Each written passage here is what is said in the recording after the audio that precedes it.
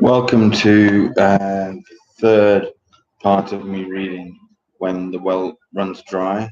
We're here in our new flat. This is the area that is going to become my little library. So there's nothing up there at the moment. We're out here on the balcony, so you can probably hear the sounds of Sao Paulo outside. I managed to break my glasses again, so this is yet another spare pair of glasses. So bear with me if I struggle to read bits of it. So we left off just about to begin January the 12th. A day of cold rain. I now wish I hadn't stayed up so late last night, as I have plenty of time to write my diary today. I've cleaned the house, done some mending. Molly is here again today. She's very affectionate.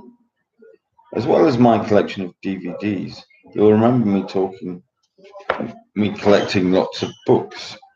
Hoarding, I think you called it. Since we lost the internet, these books have been of huge value. One that has been very useful is The Complete Book of Butchering, Smoking, Curing, and Sausage Making by Philip Hashida. It's by reading this book that I learned to butcher the goats. Because I had this book long before the collapse, I was able to accumulate all the tools I needed. Being a scientist, you would appreciate the detail of the techniques I've learned when I butcher a goat. First, tie its legs, lay it on my butchering table. I say butchering table, it's an old kitchen table, but it does the job. I slit the goat's jugular vein with a knife, draping its head over the edge of the table so I can collect the blood in a large bowl that I have. When the blood is finished flowing, I turn the goat onto its back so I can skin it. I'm getting much better at this. I was terrible at first. I'll be honest, at first the whole procedure filled me with horror. But once I became practiced, I felt much more detached from the process, and the quality of my butchering improved. To separate the skin and fleece from the body, I use my hand rather than a knife, so that I don't cut or bruise the carcass. Once I've removed the skin, I remove the feet. The hind feet I remove at the joint nearest the hoof. This leaves the backside tendon anchored, which I use to suspend the carcass. I carefully slice along the leg bone for about 3 inches, separating tissue holding the tendon to the leg bone.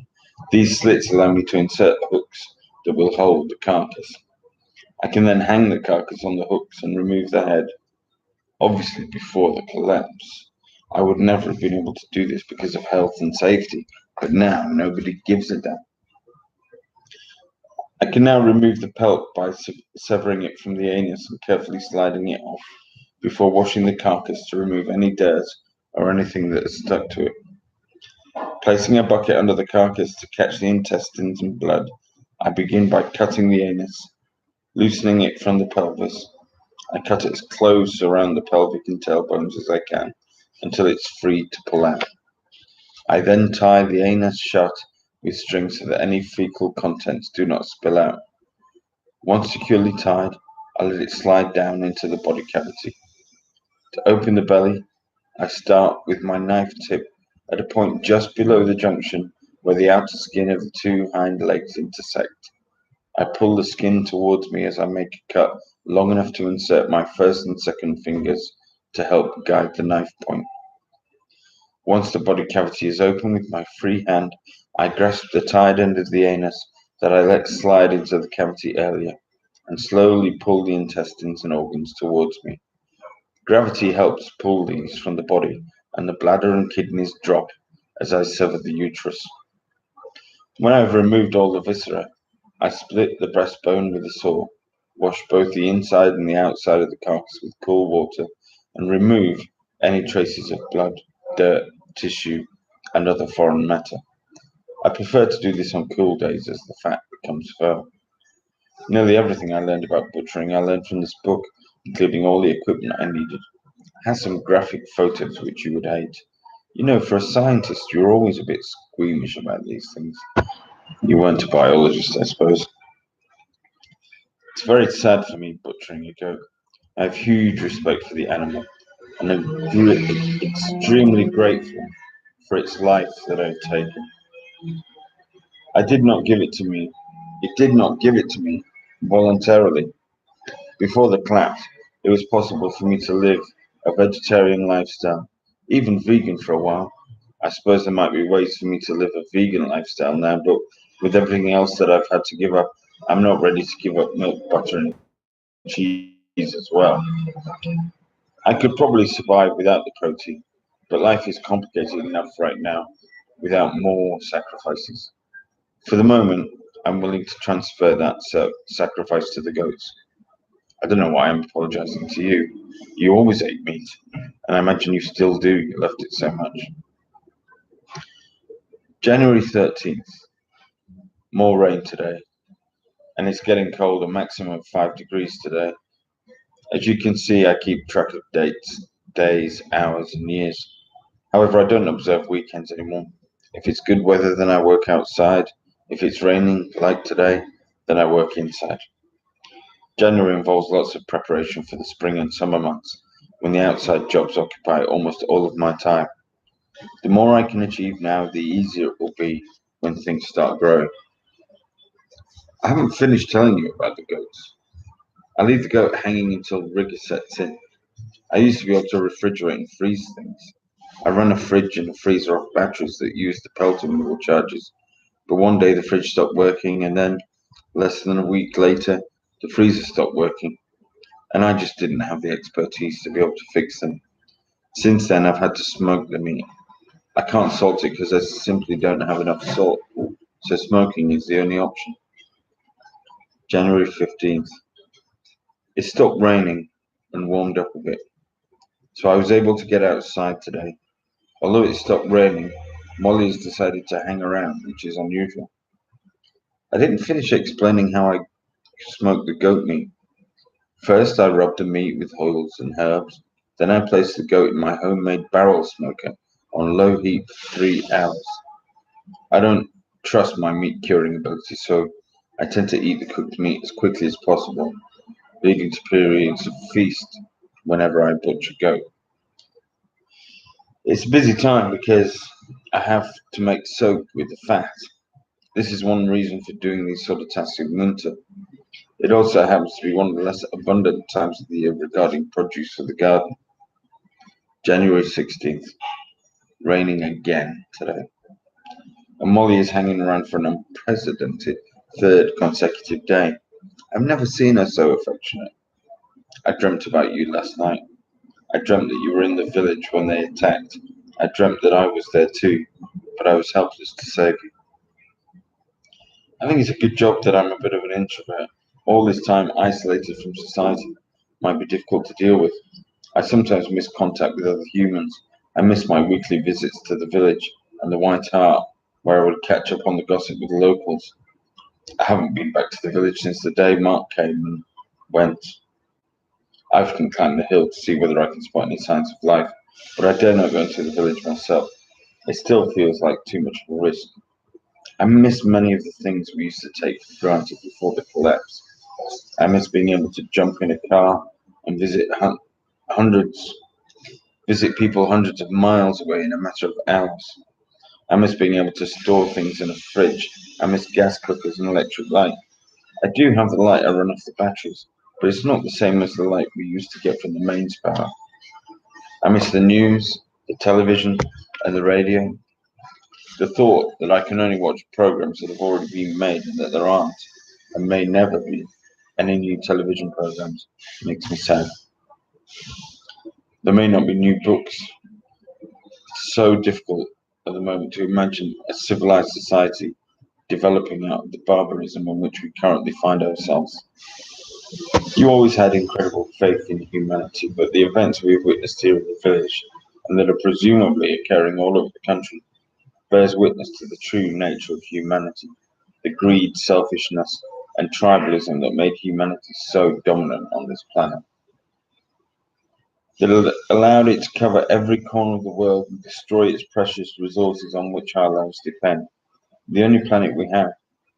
It just reveals how stupid our species can be, that we believe the lies of the people to whom we were stupid enough to hand our power, the same people who sold our future for personal gain. Where are these people now? Their wealth is useless, and money holds no value now. The only things of value are food, water, shelter, heat, the comfort of other individuals lucky enough to have someone still. I hope you found someone and that you're somewhere where you can look after each other. Even the bag of silver coins I have hidden at the floorboard are useless to me now. Last night, I'm afraid I overdid it a little with the elderberry wine and have a dull headache the whole of today. I can't drink like I used to when I was younger. I also allowed myself to look through the old photographs again, which is probably why I feel so melancholy today. I found a photo of you with your mother. You both look so happy. I've no idea what she would have made of the situation today. She was another one who never really believed that the collapse would happen. There was this universal belief that something would happen, that someone would do something, that they would do something, but they never did do anything.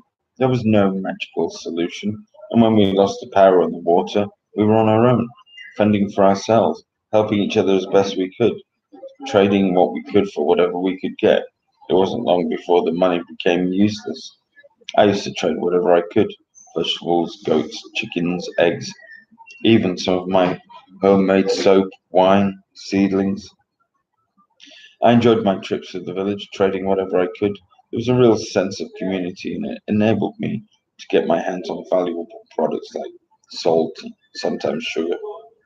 In those days, I could still find important things in the market like seeds, tools, flour, with which I used to bake my bread. It was sometimes possible to trade what I had for small amounts of useful stuff like baking powder, bicarbonate of soda, borax. I never realized what had real value until after the collapse. If I was having a particularly good day, I might afford a real luxury item, like a packet of coffee or a packet of beans. Supply of these things was always unreliable, but they appeared less and less frequently until the valley itself produced virtually everything that appeared in the market. When outsiders stopped visiting the village on market days, we knew that something was wrong, and the day the madman came through the village, he confirmed our fears. Up until that day, I'd always enjoyed weekly visits to the White Hart. The pub was an even more important part of the community than it had before, and the whole village would gather to exchange stories. The pub brewed its beer, and they grew the barley lower down the valley. The beer became less and less hoppy as the hops became more and more expensive to buy from the south. The day the madman came, I didn't stay at the pub, but went home and prepared for the inevitable that many of us realized was coming. I still don't understand why they came no further than the village and why they have not returned. A lot of time has passed since Mark stumbled up to my house and explained what they had done to the village and everyone in it. I've been thinking a lot recently about whether I should go down to the village and see what I can find. The idea of finding the corpses of villagers burnt out in the remains of their homes fills me with fear. But there is always the thought that even though I see no signs of activity from here, there might be someone down there still alive, struggling to survive. For many weeks after what had happened, I didn't light the stove in case the smoke gave me away. I slept very badly for weeks and kept a knife by the bed. Eventually, I plucked up the courage to relight the stove and climbed a hill to see whether anyone was coming. But no one came. Gradually, over the months, I've become less worried. But there's always the fear in the back of my mind that one day they will come back. And that ends today's reading of When the Well Runs Dry. Hope you could hear me over the sounds of the car wash across the road. I think I'm going to have to shut the balcony windows next time. If you'd like to find out when the next reading of When the Well Runs Dry is going to be available, then click the subscribe button. It's down there, isn't it? And if you were entertained by me trying to fend off the cats during the reading, then click the like button. It's the likes there or there. Who knows? Anyway, see you next time. Thanks very much for watching.